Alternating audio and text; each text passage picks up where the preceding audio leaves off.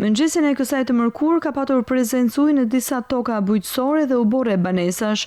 Në zonën e Ubotit, në rrugën kryesore evidentohet prezencë ujë në nivelin deri në 40 cm, duke e lejuar qarkullimin vetëm për mjetet e larta. Gjithashtu ka ujë në disa ubore banesash dhe sipërfaqe tokë bujqësore. Në bashkinë Vaudez, gjatë mbrëmjes së shkuar, janë regjistruar rreshje shiu me intensitet të lartë. Pero i Glinës dhe i Gjadrit kanë shfaqur tendencë rënje të nivelit të ujit.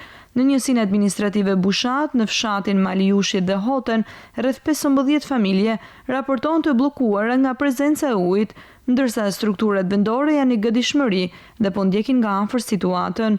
Në bashkinë Malësi e Madhe, gjatë natës janë regjistruar rreshje me intensitet të ulët pa problematika të evidentuara. Situata paraqitet më e qetë dhe nën monitorim të vazhdueshëm. Në fshatin Kamic, përroj thatë është tërhequr nga rruga. Në bashkinë Fusharës vijojnë rreshje shiu me intensitet të ulët, si pasojë rreshjeve të ditëve të mëparshme. Janë evidentuar shkarje dherash, rënje gurësh dhe prezencë ujë në disa akse rurale. Rrugët janë të hapura dhe me qarkullim, po punohet për pastrimin e plotë të tyre.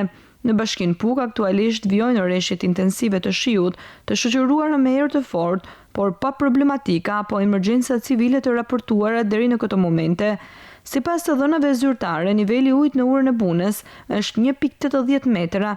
Liçeni i Shkodrës ndodhet nën kuotën 7.7 metër, ndërsa në Dajç niveli është 6.2 metër. Sa i takon rrugëve malore, janë të hapura me përjashtim të aksit Prekalkir.